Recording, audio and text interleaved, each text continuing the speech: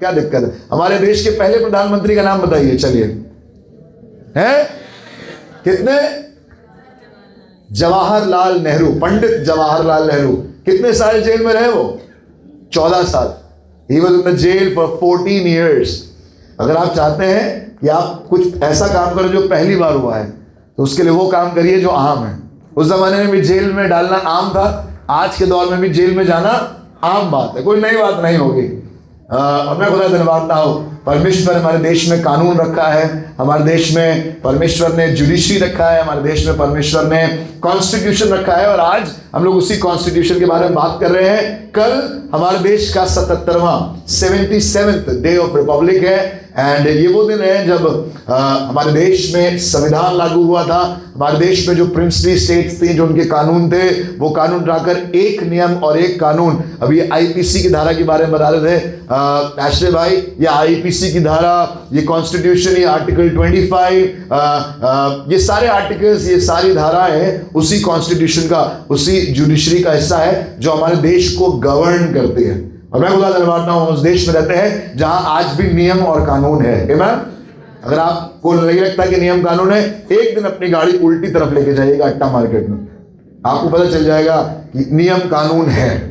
और आपको लग रहा है कि आप अपने मोहल्ले में खूब गाड़ी इधर उधर चलाते हैं, कोई बात नहीं, एक बार आप चलाइएगा जीआईपी के सामने उल्टी तरफ, अंडर पास में इधर से जाइएगा नहीं, उधर से आइएगा अंडर पास उल्टा, आपको समझ में आ जाएगा कि कौन कौन सी धाराएं हैं। ओके, सो खुदा का शुक्र कराइए, जोरदार ताली बजाएं खुदा के लिए जिसने मुझे और आपको इस देश में रखा है जहां पर ऐसे ही कोई पकड़ कर ले नहीं जा सकता, जहां पर ऐसे ही कोई आपके घर में घुस नहीं सकता, जहां पर ऐसे ही कोई आपकी गाड़ी उठा कर नहीं ले जा सकता, है ना। बहुत से ऐसे देश हैं आज भी दुनिया में जहां ये सब हो रहा है, बट मैं खुदा का शुक्र अदा करता हूं कि हमारे देश में आज भी नियम कानून है, और जिस देश का खुदावंद यीशु मसीह है वहां पर नियम और कानून बना रहेगा। Amen. I'll tell you, the kingdom of God is a kingdom of righteousness, peace and joy. Righteousness, मेरे साथ बोलिए righteousness, धार्मिकता, peace, शांति, joy, खुशी। अब बोलो, परमेश्वर ने मुझे और आपको उस राज्य का हिस्सा बनाया है जहां पर मैं और आप धर्म के साथ जीवन बिता सकते हैं, शांति के साथ जीवन बिता सकते हैं, और आनंद के साथ जीवन बिता सकते हैं। Amen. मुस्कुरा के अपने बाल बातें मुड़िए और कहिए, नियम कानून का पालन किया कीजिए। हंस क्यों रहे आप लोग? नहीं करते क्या? हेलमेट लगा के निकाला करिए, बाइक पर सीट बेल्ट लगी रहनी चाहिए, 3 सवारी नहीं बिठाया करिए। हमारी कलीसिया में ऐसे महान लोग हैं जिनके पास ऐसे महान कारनामे, अगर आपको बताऊं तो आपको मजा आ जाएगा। एक हमारे यहाँ कलीसिया में एक महान आदमी है जिसकी गाड़ी की कॉस्ट होगी करीबन 70,000 रुपए, और उसकी गाड़ी में 1 लाख रुपए का चालान है। गाड़ी 70,000 की है लेकिन चालान 1 लाख का है। मैं नाम नहीं बताऊंगा, वो गाड़ी कई बार आपके घर भी आती है।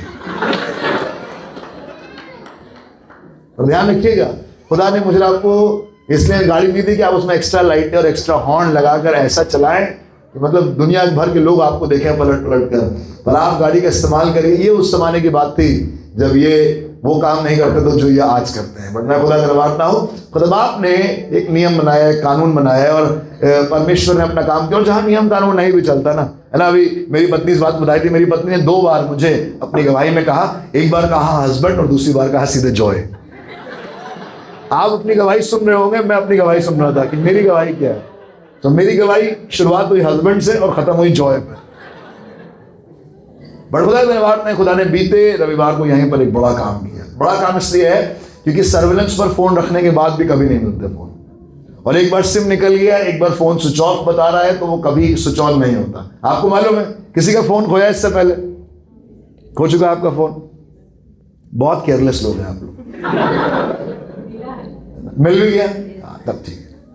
मैं अपनी वाइफ को रास्ते पर यही कहता हुआ जा रहा था, कितनी केयरलेस हो तुम, कितनी केयरलेस हो। फिर खुदा ने कहा, अबे चुप हो जा, दुआ भी कर दे उसके लिए, इतना बोलता रहेगा। फिर हम लोगों ने कार में ही दुआ करी। हमने कहा, खुदा बाप, हम जब तेरे भक्त हैं, तेरी आराधना करने वाले लोग हैं, हम इतना डरते कांपते जीवन बिताते हैं जो आपके साथ गुड बुक्स में है, पर जो गुड बुक्स में नहीं है, जो आपको नहीं जानते हैं, वो आपसे क्यों नहीं डरते प्रभु? उनके मन में भी डर पैदा हो। अभी जिसके हाथ में ये फोन हो प्रभु, उसके मन में एक ऐसी बेचैनी पैदा कर दें कि वो फोन वापस कर देना। और ये करके अपने घर चले गए। IMEI नंबर निकालने लगे हैं। जब जाएंगे थाने में कंप्लेन करेंगे ऑनलाइन वगैरह, 2-3 लोगों ने लिंक भेज दिए, thank you very much for the promptness. उसके बाद हम लोग अमल भैया के घर गए, हम लोग बैठकर दुआ करके वहां से अपने इस काम को करने के लिए कि चलो अब चल के FIR लिखाएंगे। इतनी देर में कॉल आ गया, और कॉल ये आ गया कि सर ये आपका फ़ोन था, ये फ़ोन मैंने उठा लिया था, पर अब मैं ये फ़ोन वापस करने आ रहा हूँ। मैं बताऊँ, दुनिया का कोई ऐसा कानून नहीं है जिसमें फ़ोन उठाने वाला आपका फ़ोन वापस कर दे, पर जिस कानून में मैं और आप जीवन बताते हैं वो खुदा का कानून है। और जब खुदा काम करता है, बड़े बड़े फ़ोन उठाने वाले लोग भी आपके घर पे आके जहाँ से उठाया वहीं पर आके आपको फ़ोन दे देंगे वापस। कहेंगे यार पता नहीं कितने कौन बवाली का ये फ़ोन था, जब तक हाथ में लिया है हाथ गर्म हो रहा है, जेब में रखा हुआ है जेब में गर्म। मुझे नहीं मालूम खुदा क्या करेगा उसकी ज़िंदगी में, but God will do it. आमीन। आपकी चीजें खोने नहीं देगा खुदा बाप, क्योंकि आपके साथ खुदा है। और जब आप खुदा के कानून में चलेंगे, आप खुदा के कानून में प्रॉस्पर होंगे। You will be righteous, you will be peaceful and you will be full of Joy. खुदा दिलवाते हैं साइमन के लिए बहुत जबरदस्त ये ज़बूर उसने पढ़ा जो हक ताला के पर्दे में रहता है ना। आजकल ये वाला गाना चल रहा है, हक ताला, यही है वो हक ताला। Psalm 91, जब आप Psalm 91 पढ़ते हैं आपको समझ में आता है तेरी एक ओर 1000 और दूसरी ओर 10,000 गिरेंगे तो अभी कोई वबा तेरे पास क्यों नहीं आएगी, क्योंकि आप हक ताला के पर्दे में रहते हैं। You are under the shadow of the most high God. तो हम बात हैं कि अच्छी कोरियोग्राफी के लिए, इस डांस को सीखने के लिए हमें 20 साल पहले लगभग 3 महीने लगे थे। पर मेरी बेटी यहाँ से कल गई और कहने लगी पापा मुझे डांस करना है। हमने कहा करो, अपना चली गई 1 घंटे के लिए अपने रूम में और वहाँ पर डांस करके आ गई। मैंने कहा आज सुबह उठकर डांस करेगी, बहुत अच्छी बात है। आज सुबह कर कहने लगी पापा रिया भी करेगी मेरे साथ डांस। हमने कहा तुमने प्रैक्टिस कब करी, कैसे स्टेप्स बताए, कहाँ तैयारी करी? कहने नहीं मैंने उसको बता दिया। पर मैं खुदा धन्यवाद हूँ हमारे बच्चों में खुदा ने वो कोऑर्डिनेशन रखा है अपने भवन में कि वो अगल बगल देखते देखते भी डांस कर लेता है ना। ये हम लोग सामने सामने देखते देखते ना कर पाए, वो अगल बगल देखते देखते कर लेना। नहीं अभी की वाला हाथ नहीं गया, आपकी बार ये वाला हाथ गया है, but God will do it. आमीन। अपने बच्चों को खुदा के घर लाइए और वो ऐसा कोऑर्डिनेशन सीखेंगे जो आपको दुनिया में कोई नहीं सिखा सकता। चा 1 2 3 ये सब करने से, एकेडमी में भेजने से कुछ नहीं होगा। अपने बच्चों को खुदा के घर में लेकर आइए और यहाँ पर वो सीखेंगे जो दुनिया में कभी किसी ने नहीं देखा है। आमीन। क्या कर सकते हैं? आमीन। आइए खुदा के कलाम में चले कुछ देर अपनी और आपकी उन्नति के लिए। आज की सुबह एक खास खुदा के कलाम को आपके बीच में रखूंगा। मेरा टाइटल है completed only by the blood of God, bye the lamb of God. पूरा होगा खुदावन के मेमने के द्वारा। आप चाहे तो उसे नोट कर लीजिए। हम इन दिनों में बात कर रहे हैं पूरा होने की। It is the year of completeness. और पूरे जनवरी के महीने में हमने बात करी पूरा होने की, पूर्ण होने की। खुदा की बात में जब हमारी आजादी पूर्ण हुई तो संविधान लागू हुआ। जब हमारी देश को अंग्रेजों से और उनकी गुलामी से आजादी मिली तो हमारे देश में कानून स्थापित हुआ and things started working out. और वो आज तक चल रहा है। इट्स अ प्रोसेस, वो अभी भी चल रहा है। कुछ लोग मानते हैं कानून, कुछ लोग नहीं मानते।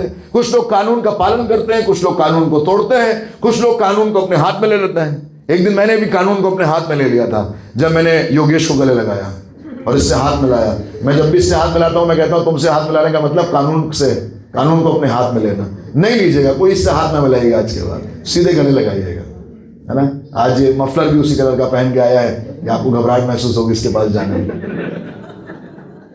पर आप इससे हाथ मिलाई से। कानून को कुछ लोग गले लगा रहे हैं, कुछ लोग हाथ में ले रहे हैं, कुछ लोग जूते की नोक पर रख के घूमते हैं, है ना। देखा है आपने?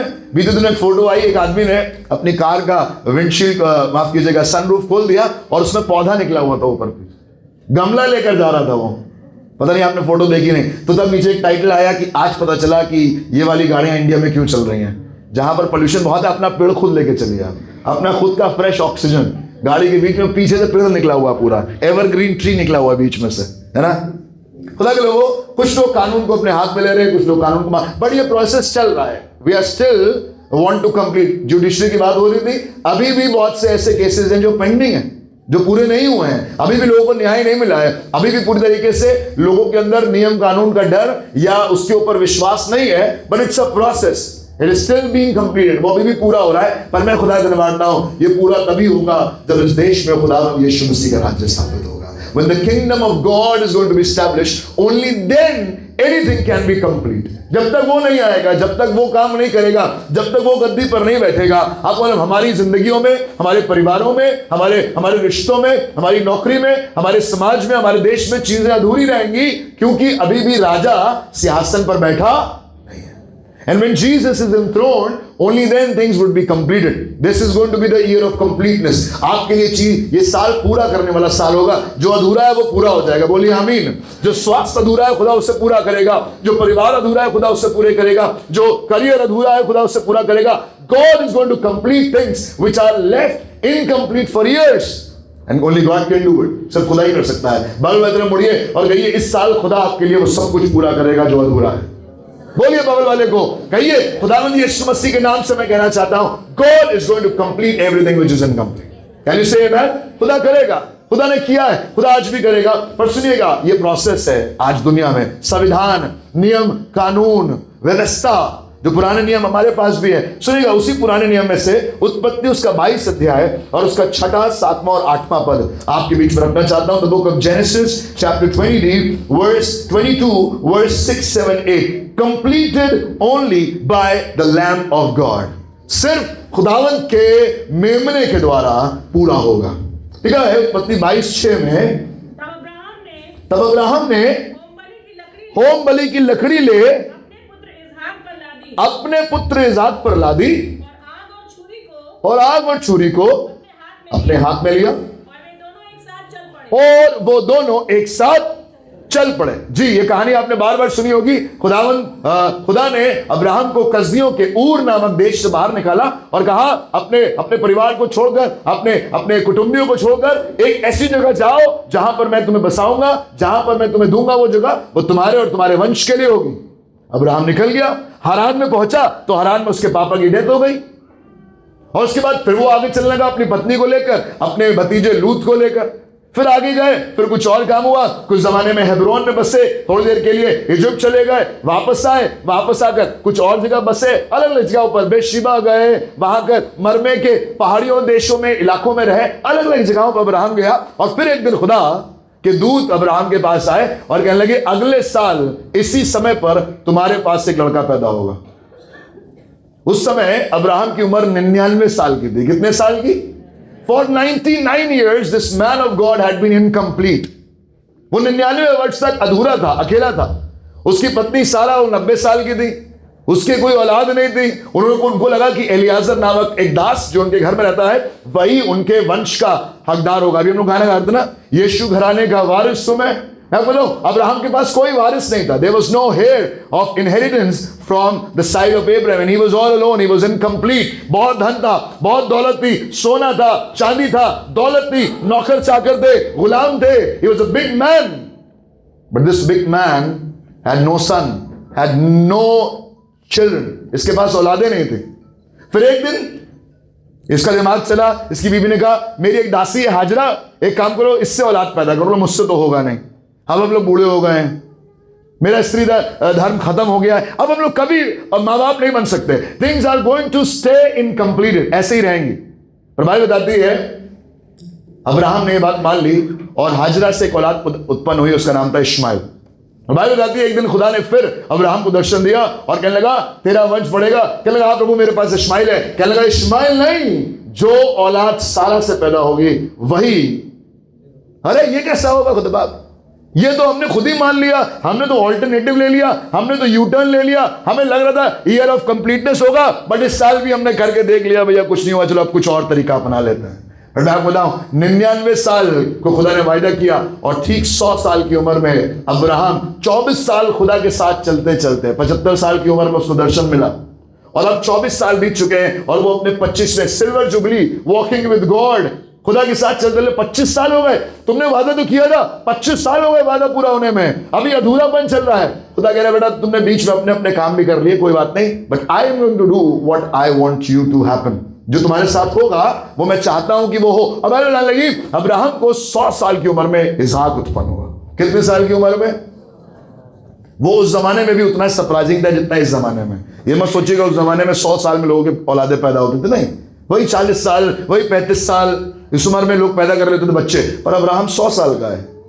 ह्यूमन बॉडी बताती है कि एक समय है, एक फर्टिलिटी है, एक दौर है जिसमें आप औलाद पैदा कर सकते हैं, पर अब औलाद नहीं पैदा हो सकती है. पर खुदा ने कहा है I will be your exceedingly great reward. मैं तुम्हारा अत्यंत बड़ा प्रतिफल होगा और मैंने जो कहा है वो पूरा होगा. बोलिए आमीन. आज खुदा आपसे भी कह रहा है. आप कहेंगे कहां लिखा है? मैं आपसे कहना चाहता हूं यहां लिखा है. अगर आपने इसको अपने हाथ में ले लिया, इसको अपनी बाहों में रख लिया है और इसके ऊपर चल रहे हैं, इसके साथ चल रहे हैं, तो खुदा आपके लिए वो सब अधूरेपन को दूर करके आपको पूरा करेगा जो दुनिया में कोई नहीं कर सकता। लोग कहेंगे ये तो हो ही नहीं सकता, लोग कहेंगे ये तो इम्पॉसिबल है। आप मजाक कर रहे हैं क्या? मेडिकली पॉसिबल नहीं है। कोई लॉजिक है इस बात में? मुझे नहीं मालूम कि किसी बात में लॉजिक हो या ना हो, पर अगर मेरे बाप ने वो बात कह दी तो वो पूरी होगी। लॉजिक तो ये भी नहीं था कि मुंह से बोलो और आकाश बन जाए, मुंह से बोलो तो सूरज बन जाए, मुंह से बोलो तो चंद्रमा बन जाए, मुंह से बोलो तो पृथ्वी और जल अलग अलग हो जाए। पर मेरे बाप के पास वो ताकत है, जब वो बोल देता है तो वो होता है। And you don't need a logic for it. आपको लॉजिक की जरूरत नहीं। बताइए बोलने से क्या हो जाता है? मेरा बाप बोलता है और वो हो जाता है। और मेरे बाप ने बोला है, मेरे बाप ने, अब्राहम के बाप ने उससे कहा था कि तुम्हारी औलाद पैदा होगी, और औलाद पैदा हुई, इसहाक पैदा हुआ। पर एक दिन फिर खुदा आया और कहने लगा, सुनो, मैं देखना चाहता हूं कि तुम मुझसे प्यार करते हो कि नहीं। अपने पुत्र को, अपने इकलौते पुत्र को जिससे तू बहुत प्रेम करता है, उसको जा मोरिया देश पर एक पहाड़ी के ऊपर मेरे लिए बलिदान कर दे। व्हाट? खुदा बाप, हमें तो लगा तो ईयर ऑफ कंप्लीटनेस हो गया, नाउ एवरीथिंग इज कंप्लीट। मैं, मेरी पत्नी, मेरे बच्चे, वन बिग फैमिली, अपना घर है, अपनी दौलत है, अपनी जमीन है, अपने दास है, अपना परिवार है। अब आप फिर अधूरा कर रहे हैं मुझे। मैं आपको बताऊं खुदा के लोगों, जब खुदा ने पूरा किया है तो आप कभी भी अधूरे नहीं छूटेंगे। और ये भूल जाइएगा कि वो एक ही बार पूरा करेगा। वो हर दिन, वो हर महीने, वो हर हफ्ते, वो हर साल आपको पूरा करता चला जाएगा। जब तक वो नहीं आएगा तब तक आप इस प्रोसेस में बढ़ते चले जाएंगे। हमें तो लगा था अब्राहम की जिंदगी सेटल्ड है, सब कुछ बढ़िया है, सब कुछ बढ़िया चल रहा है। पर एकदम से फिर खुदा आ गया और कहने लगा अपने पुत्र को जाकर बलिदान कर दो। बाइबल बताती है उठा। औलाद पैदा करने की बात होती है तो जो पत्नी कहती है वो करता है। लूत ने कहा मैं उस तरफ जाकर अपना बसेरा करूंगा, उसने कहा जाओ। He is listening to everybody but when it comes to God he is not talking to anybody else. इसने पत्नी से जाकर पूछा नहीं, सुनो, सुनती हो? वो कह रहा है खुदा बाप जाकर मार दो बच्चे को। लिखा हुआ है रात परमेश्वर ने शाम को बात करी और सुबह तड़के अपने दासों को लेकर, अपने खच्चर लेकर, अपना बच्चा लेकर चल दिया।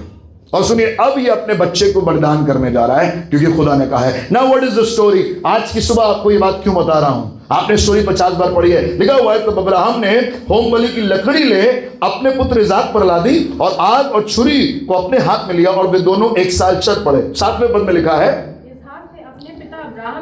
इसहाक ने अपने पिता अब्राहम से कहा, हे मेरे पिता। उसने कहा, हे मेरे पुत्र। क्या बात है? सुनिएगा क्या लिखा है। उसने कहा देख, आग और लकड़ी तो है। ध्यान सुनिएगा, माइक पे पढ़िएगा। लिखा हुआ है देख, आग और लकड़ी तो है, पर होम बलि के लिए भेड़ कहाँ है? पर होम बलि के लिए भेड़ कहाँ है? आज की सुबह मैं आपसे कहना चाहता हूं, आग और लकड़ी है पर होम बलि के लिए बलिदान कहाँ है? आग और लकड़ी है। भाई बताती है जब ये सुबह उठा, इसने अपने पास आग जलाने का सामान रखा और अपनी लकड़ी, उस लकड़ी को लिया और लकड़ी को बच्चे के ऊपर लाद दिया। और भाई बताती है 6ठे पद से 7वें पद, 7वें पद से 8वें पद में आते आते कहने लगा और उसने उसको लाद दिया और कहने लगा आग और लकड़ी तो है पर मेमना कहाँ है? होम बलि के लिए मेमना कहाँ है? सुनिए 8वें पद में क्या लिखा है। अब्राहम ने कहा, हे मेरे पुत्र, परमेश्वर होम बलि की भेड़ का उपाय आप नहीं करेगा। मेरे साथ बोलिए, परमेश्वर आप उपाय करेगा। मेरे साथ बोलिए, परमेश्वर आप उपाय करेगा। फिर से बोलिएगा, God himself will provide. God himself will provide. मैं बोला के लोगों, एक बाप है जो बहुत दुखी है, एक बाप है जिसको 100 साल की उम्र में औलाद मिली है और अब खुदा ने कहा है, खुदा कहता है आप कुछ भी कर देते हैं। खुदा कह रहा है आप पागल है क्या? कोई लॉजिक है? वो कह रहा है बेटा सुनो, सारा जब खुदा ने औलाद दी थी तब लॉजिक नहीं पूछा मैंने, और अब जब खुदा औलाद मांग रहा है मैं फिर भी लॉजिक नहीं पूछूंगा। हमें मजा आता है जब हमें चीज मिलती है खुदा की तरफ से। हम लोग टेस्टिमनी देते हैं। अगर ये फोन मिल जाता तो हम टेस्टिमनी देते, पर मेरी दुआ है अपने लिए, अपने खानदान के लिए और आपके लिए, जिस दिन फोन ना भी मिले उस दिन भी खड़े होकर यहाँ पर कहें, मेरा खुदा मेरे लिए आपको उपाय करेगा। आपकी औकात नहीं है, आपकी हैसियत नहीं है, आप नहीं कर सकते, but God will provide. But प्रचार का विषय ये नहीं है। बट प्रचार का विषय ये है कि आग और लकड़ी है पर मेमना यहोवा उपाय करेगा। क्या मतलब हुआ इस बात का? खुदा बाप आधे अधूरे काम के साथ तो चलाता नहीं है कभी, और अब्राहम भी बेवकूफ नहीं है। खुदा के साथ चलते चलते इसे भी करीबन 40 साल हो गए हैं। तो ये बेवकूफ है क्या? ये भूल गया है क्या मेमना लेने के लिए? नहीं, इसको मालूम है कि इसकी खुद की औलाद ही जो है वो मेमना है, इसलिए लकड़ी उस पर लाद दी गई है। पर इस लड़के को नहीं मालूम है कि मेमना ये खुद है और ये पूछ रहा है। और ये सवाल आज इस लड़के का नहीं है, सवाल आज मेरा और आपका भी है। इस देश में जब हम चलते हैं तो हम पूछते हैं नियम तो है, कानून तो है, पर उसका पालन नहीं है। सारी धाराएं बनी हुई है जैसे एक्शन ने बताया, पर आज भी बलात्कार पे बलात्कार हो रहे हैं, आज भी लड़कियों की तस्करी चल रही है, आज भी स्मगलिंग हो रही है, आज भी सब काम हो रहे हैं। और हम भी उस इजाक की नहीं पूछ सकते हैं खुदाबाद आग और लकड़ी तो है परंतु मेमना तो है ही नहीं, बलिदान तो पूरा होगा ही नहीं, वो काम तो पूरा होगा नहीं। It is going to still remain incomplete. हमारी ऑफरिंग इनकम्प्लीट है, हमारी इबादत इनकम्प्लीट है। खुदाबाद ये कैसे हालात में हम रह रहे हैं? हमारे देश में जुडिशरी भी है, हमारे देश में कॉन्स्टिट्यूशन भी है, हमारे देश में पुलिस भी है, इनकम टैक्स भी है, पर फिर भी लोग इनकम टैक्स की चोरी कर रहे हैं। एक सर्वे हुआ और उसमें लिखा हुआ है बहुत सी कंट्रीज में हिंदुस्तान बहुत नीचे लेवल पर है उन लोगों के नंबर्स में जो अपना इनकम टैक्स ईमानदारी से देते हैं। लगभग 2%, 2 से 4% लोग आज भी हिंदुस्तान में ईमानदारी से इनकम टैक्स देते हैं। पर मालूम है जितनी कमाई है उससे कहीं कम दिखाकर अपना टैक्स बचा लेना, अपनी चीजें करना, ये आज भी हमारे देश में चल रहा है। और आप भी ऐसे लोगों के आसपास गुजरते होंगे, आपको मालूम है नियम भी है, कानून भी है, पर उसका पालन नहीं हो रहा है। आज लड़का पूछ रहा है पापा लकड़ी भी है, आग भी है, पर ये बताइए कुर्बानी होगी कैसे? वो होगा कैसे जो खुदा को पसंद है? मैं आपको बताऊं, इस देश में वो तब तक नहीं होगा जो खुदा को पसंद है जब तक खुद मेमना आकर काम ना करे। लकड़ी से काम नहीं होगा, आग से काम नहीं होगा, वो तो आपके पास तो मेरे पास है, पर बलिदान पूरा तभी होगा, खुदा खुश तभी होगा, खुदा की मर्जी पूरी तभी होगी जब मेमना आ जाएगा। और आज की आपसे कहना चाहता हूं, everything that we do in the country, in the family, in the church is not complete without the lamb of God. हमारे देश में कानून बहुत सी हैं, धाराएं बहुत सी हैं, नियम भी बहुत से हैं। और सुनिएगा 7वें पद में लिखा है, इज़ाक ने अपने पिता से कहा, है मेरे पिता? उसने कहा, है मेरे पुत्र बता। उसने कहा, देख आग और लकड़ी तो हमारे पास है। आज बात कर रहा हूं थोड़ी देर के लकड़ी की। क्या है ये लकड़ी? What is this would? क्या है ये लकड़ी? सुनिएगा, खुदा कलाम में लिखा है, खोलने की जरूरत नहीं है। रोमियो उसका 3रा अध्याय उसके 20वें पद में लिखा हुआ है, रोमियो 3:20 लिखा है, क्योंकि व्यवस्था के कामों से कोई प्राणी उसके सामने धर्मी नहीं ठहरेगा, इसलिए कि व्यवस्था के द्वारा पाप की पहचान होती है। व्यवस्था तो है हमारे पास, कॉन्स्टिट्यूशन भी है, जुडिशरी भी है, आईपीसी की धाराएं भी हैं, पर ये किसी को बचाने के लिए नहीं है, ये उल्टा एक्सपोज करने के लिए इसने ये गुनाह किया है। मुझे लगता है ये धारा एक भी आईपीसी की ऐसी हो जिससे आपको पता चले कि ये आदमी निर्दोष है, नहीं, वो दोषी ठहराने के लिए है। आपको प्रूफ करना पड़ेगा कि आप निर्दोष हैं, है ना? We plead, we are not guilty. पर धाराएं आपके ऊपर लगाई गई हैं, वो व्यवस्था आपके विरोध में खड़ी करी गई है, वो लकड़ी आपके ऊपर लाद दी गई है। इज़ाक के ऊपर भी लकड़ी लाद दी गई, आपके ऊपर भी एक लकड़ी लाद दी गई है, आपके ऊपर भी एक बोझ लाद दिया गया है संविधान का, नियम कानून का। और अगर आप पुराने नियम के यहूदी समाज से पूछेंगे तो पुराने नियम का व्यवस्था पूरी लदी हुई है उनके ऊपर, लड़कियों के ऊपर लकड़ी लाद दी गई है। आज आपके ऊपर भी नियम कानून लाद दिए गए हैं, आपको भी ऐसे ही करना है। हेलमेट लगा के नहीं जाओगे तो चालान हो जाएगा, नो पार्किंग खड़ी करोगे तो चालान हो जाएगा। अगर आपका 60 रुपए का आपने अपना पीयूसी क्या बोलते हैं ना, पोल्यूशन वाला नहीं किया तो 10,000 का चालान लग जाएगा। आपके ऊपर नियम कानून लाद दिए गए। पर आपसे कहना चाहता हूं, हिंदुस्तान और हिंदुस्तान के बाहर कोई भी देश हो, जब तक उसमें मेमने का राज्य नहीं आएगा, लकड़ी अकेले से काम नहीं बनेगा। ये लकड़ी लाद दी गई। सुनिए, खुदा कलाम में एक और जगह लिखा हुआ है, क्यों मैं लकड़ी के बारे में बात कर रहा हूं। गलातियों 3:13, गलेशियंस 3:13 लिखा है, मसीह ने जो हमारे लिए शापित बना, हमें मोल लेकर व्यवस्था के शाप से छुड़ाया। क्योंकि लिखा है, सुनिएगा ध्यान से, जो कोई काठ अर्थात लकड़ी पर लटकाया जाता है वो शापित है। Wood signifies our sin, wood signifies that we are wrong. लिखा हुआ यीशु मसीह जब गोलगोता की पहाड़ी पर जा रहा था तो उसके ऊपर ये लकड़ी लाद दी गई। ठीक वैसे ही जैसे हजारों साल पहले अब्राहम ने अपने इकलौते बेटे पर लकड़ी लाद दी। मैं खुदा का शुक्र अदा करता हूं, अब्राहम ने जो उत्पत्ति उसके 22वें अध्याय में अपने इकलौते बेटे पर लकड़ी लादी, वैसे ही खुदा ने नए नियम में भी अपने इकलौते लड़के पर लकड़ी लाद दी। और ये लकड़ी कुछ और नहीं है, ये दिखा रही है कि ये श्राप जो मेरे ऊपर आने थे वो आज यीशु मसीह ने उठा लिया है। ये गुनाह जो मेरे थे वो यीशु मसीह ने उठा लिया है। ये जो सजा मुझे मिलनी थी वो खुदावंद यीशु मसीह ने उठा दी। आप लकड़ी के बारे में जब भी पढ़ेंगे, लकड़ी पर लटका नासरी देने को जिंदगी, सुना है आपने गाना? क्या है ये लकड़ी? कुछ जमाने में जो लकड़ी पर लटकाया जाता था वो श्रापित होता था, और एक बाप ने अपने इकलौते बेटे पर ये लकड़ी लाद दी। फिर से पढ़िएगा, लिखा हुआ है आग और छुरी तो अब्राहम ने अपने पास रखी, पर लकड़ी लड़के पर लाद दी। आपके ऊपर भी आज बहुत सी लकड़ियां लदी हुई हैं, अपने परिवार में ढेर सारे नियम कानून है, और आपको लग रहा है भैया इन नियम कानूनों में हम दबे जा रहे हैं। पापा के अलग नियम कानून है, मम्मी के अलग नियम कानून है, हमारे घर के अलग नियम कानून है। उसके बाहर आप बाहर निकलते हैं, चर्च में आते हैं, आप लोग भैया चर्च में भी हमारे ऊपर लकड़ी लाद दी गई है। ऐसा लग रहा है नियम कानून यहाँ पर भी है, ऐसे आओ, ऐसे उठो, ऐसे बैठो, टाइम से आया करो। ये क्या मतलब होता है? हमारा जब मन करेगा हम तब आएंगे। आपको भी कई बार लगता होगा कि ऐसा लग रहा है लकड़ी लाद दी गई है। बॉस की जब ऑफिस में जाते हैं, स्कूल में अगर 7:10 की रिपोर्टिंग है और आपने 7:10 पर जाकर पंच नहीं किया, तुरंत रजिस्टर अंदर चला जाएगा और प्रिंसिपल आपको अपने कमरे बुलाएंगे और पूछेंगे व्हाट इज द मैटर, क्या हो रहा है? 2 बार लेट होंगे, 3 बार लेट होंगे, आधी सीएल कट जाएगी। ऐसे ही होता है ना, ऐसे ही होता होगा ना आप लोगों के यहाँ भी। मुझे मालूम नहीं अब कैसा होता है, हमारे दौर में ऐसे ही होता था 10-12 साल पहले, आज से ऐसे ही होता था।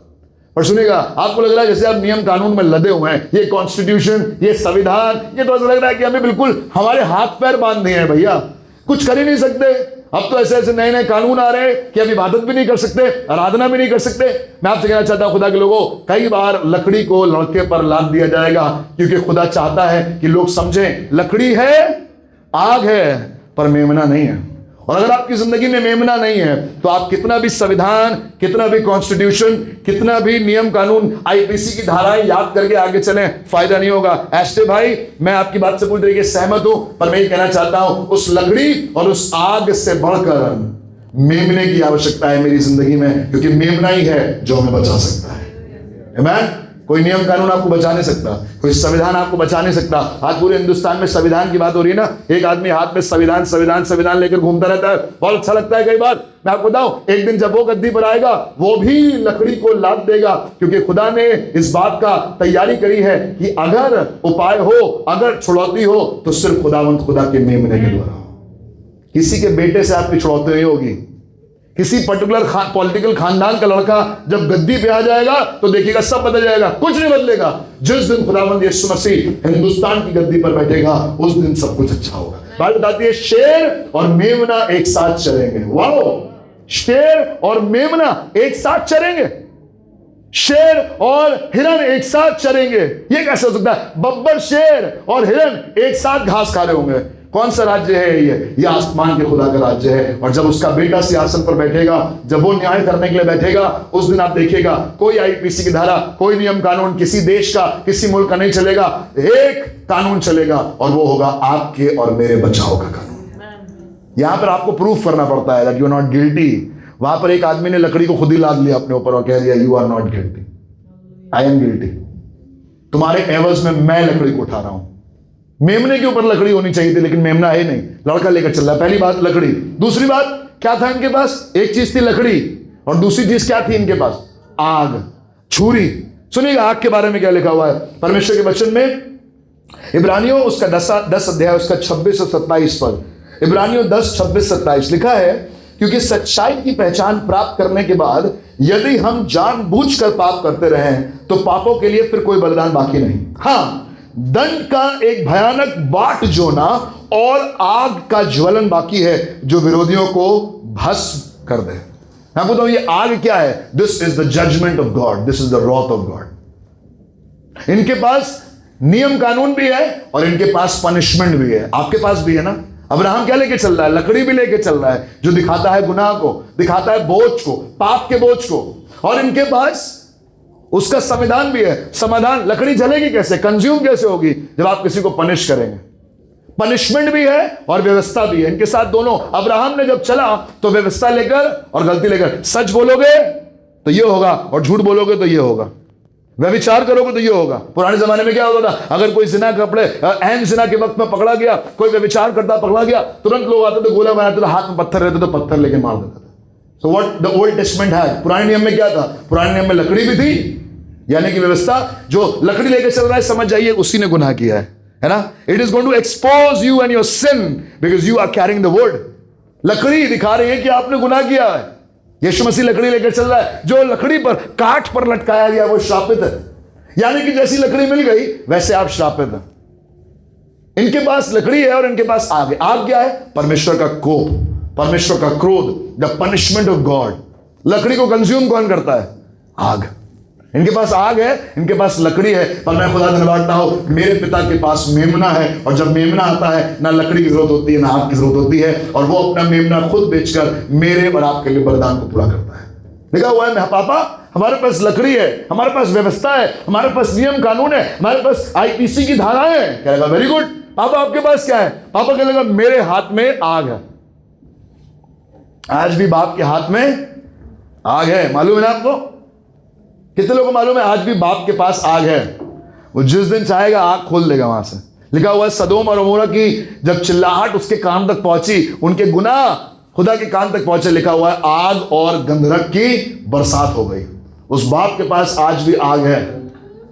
और मजे की बात है, बाप के पास आग भी है, बाप के पास और लड़के के पास लकड़ी भी है। इनके पास इंतजाम पूरा है, पर इनके पास एक चीज की कमी है जो इनके वरदान को अधूरा करती है, और वो है मेमने का। और आज की सुबह आपसे कहना चाहता हूं, मेरे और आपके जीवन में संविधान कानून भी है, और अगर उसको तोड़ेंगे तो सजा भी है, जेल भी है, पर इन दोनों के बीच में अगर कोई मुझे बचा सकता है तो वो मेमना जो पहाड़ी की चोटी पर मुझे मिलता है। और अगर आपके पास वो मेमना है, मैं आपको बताऊं खुदा के लोगों, आपका वरदान पूरा होगा। लिखा हुआ है, पिताजी हमारे पास आग भी है, हमारे पास लकड़ी भी है, हमारे पास व्यवस्था भी है, और उसको तोड़ने पर जो पनिशमेंट है वो भी है। मालूम है ना? है ना? एस्टर भाई को फिर बुलाया जाए तो बताएंगे ये नियम है, और अगर ये तोड़ोगे तो ये सजा है। इनके पास सजा भी है, इनके पास नियम भी है, और इनके पास सजा भी है। इनके पास आग भी है और इनके पास लकड़ी भी है। पर प्रभु धन्यवाद है, कलीसिया में आज सुबह इबादत करने वाले आप सबसे कहना चाहता हूं, आपके पास खुदावंद यीशु मसीह है, जो पिता का मेमना है, जो ना आग को देखता है ना लकड़ी को देखता है, और कहता है हे पिता इन्हें क्षमा करना क्योंकि ये नहीं जानते हैं क्या करते हैं। Hallelujah, he is going to make it null and void. वो खत्म कर देगा, वो जीरो कर देगा उस लकड़ी को जो आप लाद कर चल रहे हैं, उस गुनाहों के बोझ को जो आप लाद कर चल रहे हैं, और वो आग जो तैयार है आपको कंज्यूम करने के लिए, वो आज तक इसलिए रुकी हुई है क्योंकि खुदावंद यीशु मसीह जो मेमना है वो बीच में खड़ा हुआ है। बाप बेटे चले, कहने लगा पापा आग भी है, लकड़ी भी है, पर मेमना तो है ही नहीं। There is a desire for the lamb. पहली बात इनके पास लकड़ी है, दूसरी बात इनके पास आग है, पर आज तीसरी बात बताना चाहता हूं, they have a desire for the lamb. आज सुबह आपके पास संविधान है, नियम कानून है, जजमेंट है, तुरंत आके पुलिस पकड़ के ले जाएगी। सब है ना देश में? है ना? सब फिट है ना?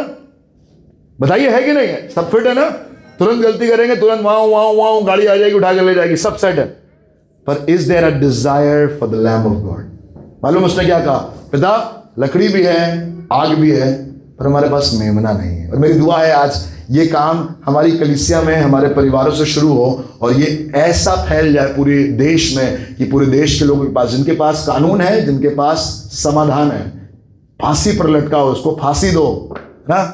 तुरंत आपको मालूम है, तुरंत कोई कुछ करता है, एक भीड़ लग जाती है जंतर मंतर पर, कह रहे हैं इसे फांसी दो, हमें तो डेथ पेनल्टी चाहिए। We have options for everything, but is there a desire for the lamb of God? आज कल जब हमारा देश 77वां संविधान ये डे ऑफ रिपब्लिक पूरा करेगा, we are celebrating the Constitution of India. हम सब मसीह में एक हैं, कोई ऊंच नीच नहीं है, सब कुछ बहुत बढ़िया है, पर फिर भी is there a desire for the lamb of God? क्या हमारी जिंदगी में अभी भी उस मेमने की इच्छा है कि वो मेमना आए? क्योंकि जब तक मेमना नहीं आएगा कुर्बानी अधूरी रहेगी।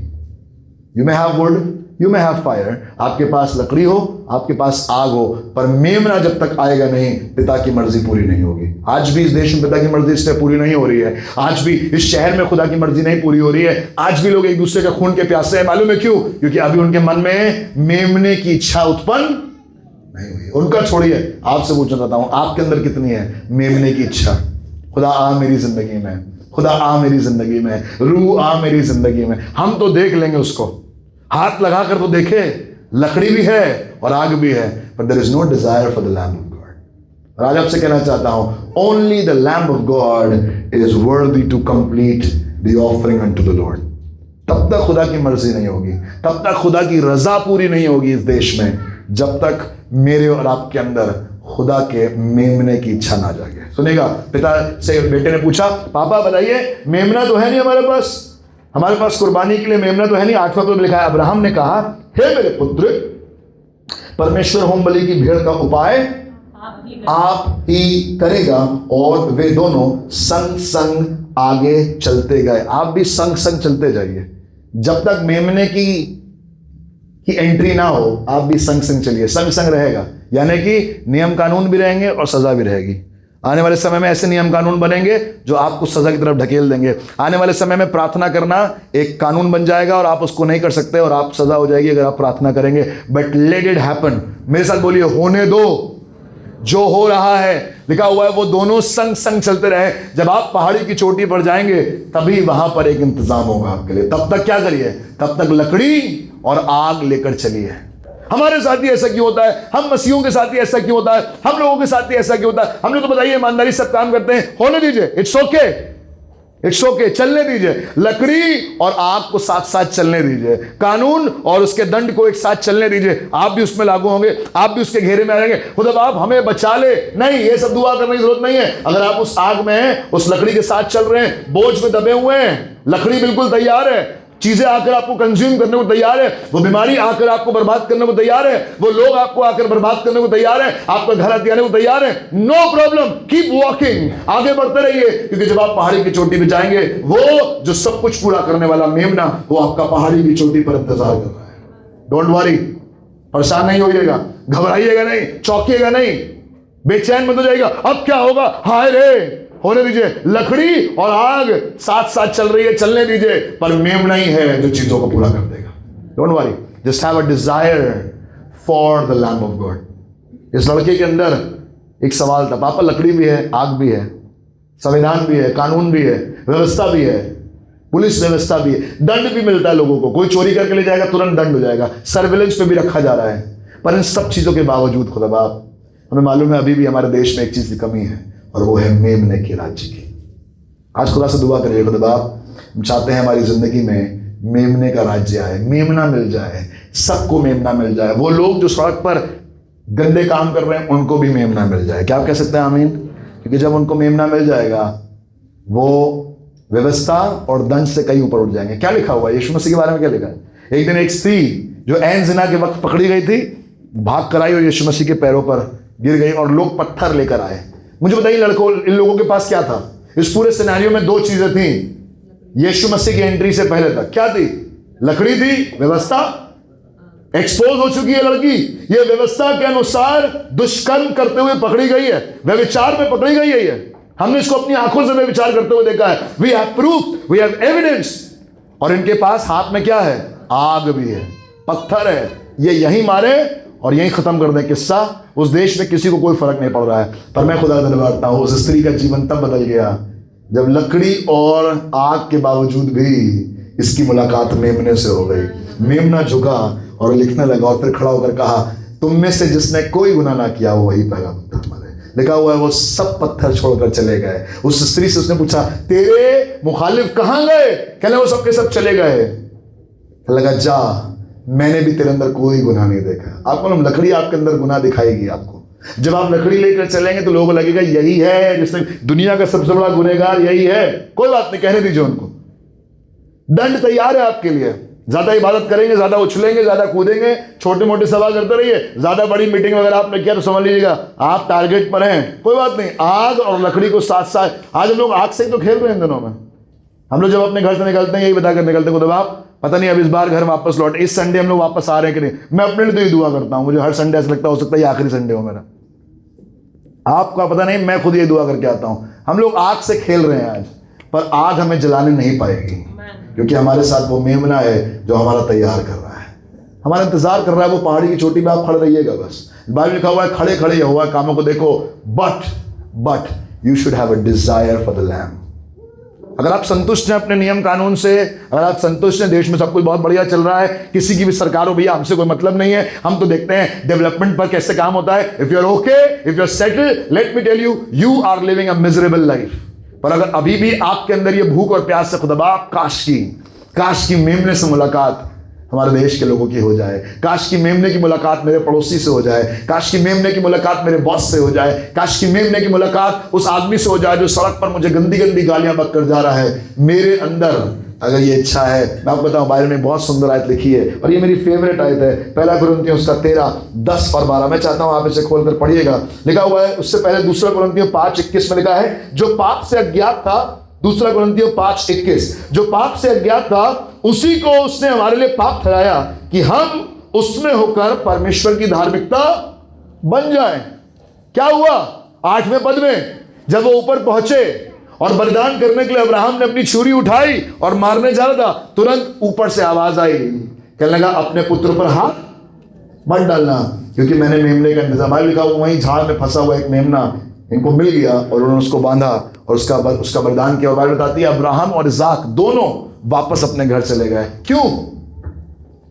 आग और लकड़ी साथ साथ गए और बिना नुकसान हुए लड़के का वापस आ गए। ये कैसे हुआ? ये इसलिए हुआ क्योंकि ऊपर मेमना तैयार था। बाइबल बताती है 1 कुरिन्थियों 13 अध्याय और उसके 10वें पद में, परंतु जब सर्वसिद्ध आएगा, मेरे साथ बोलिए, जब सर्वसिद्ध आएगा। अभी वो आया नहीं है पूरी तरीके से। जब सर्वसिद्ध आएगा, जोर से बोलिए, जब सर्वसिद्ध आएगा, अपने ऊपर हाथ रखिएगा, लकड़ी और आग के बावजूद अधूरा मिट जाएगा। बोलिए अधूरा मिट जाएगा। कितने भी अच्छे, आप यहां से अमेरिका चले जाइए, मैं कह रहा हूं, आप यहां से इंग्लैंड में जाकर रहने लगिए, बहुत बढ़िया नियम कानून है भैया। ट्रैफिक लाइट्स के बिल्कुल आगे खड़े होते हैं तो तुरंत चालान आ जाता है। What a civilisation, what a law. India में तो सब बेकार है भैया, अमेरिका जाकर देखिए, कनाडा। मैं आपसे कह रहा, दुनिया किसी कोने में चले जाइए, जहां मेमना नहीं होगा वहां आग और लकड़ी भी आपके लिए बलिदान को पूरा नहीं कर पाएगी। You go and settle in any part of the world, it doesn't matter if you don't have the lamb of God.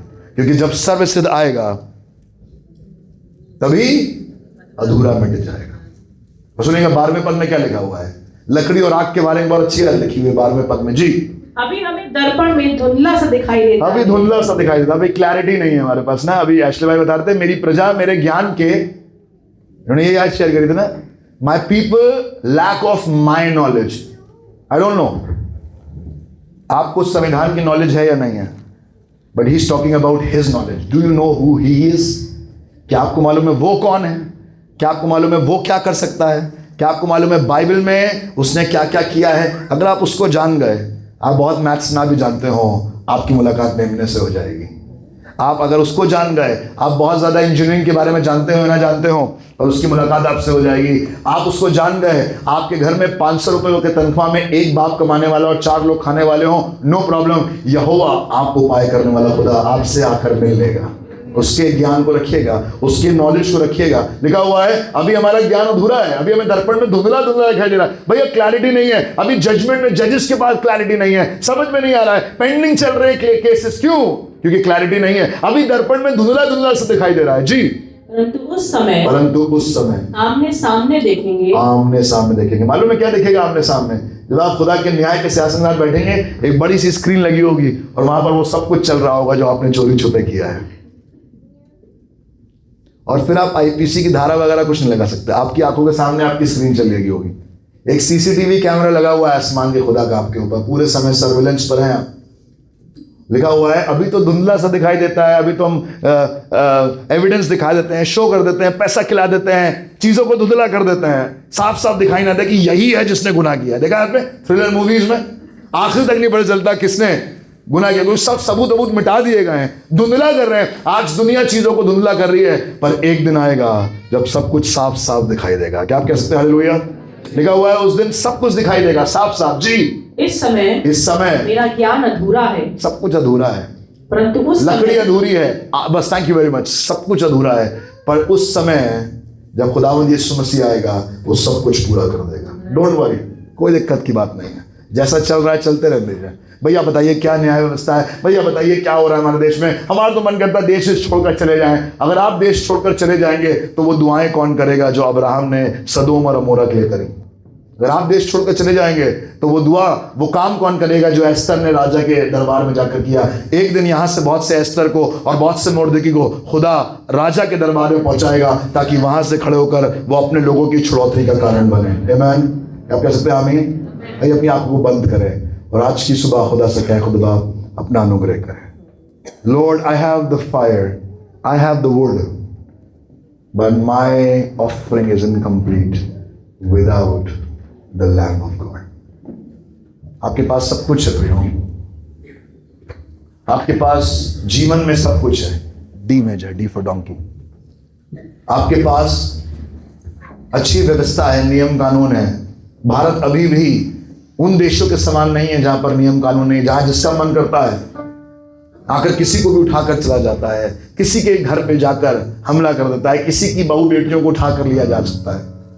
आप आज भी उस देश में हैं जहां लकड़ी है और जहां आग है, और मैं आपसे कहना चाहता हूं ना लकड़ी काफी है और ना आग काफी है, ना संविधान काफी है, ना आईपीसी की धाराएं काफी हैं उस उद्धार के लिए जो सिर्फ खुदावंद यीशु मसीह के द्वारा आता है।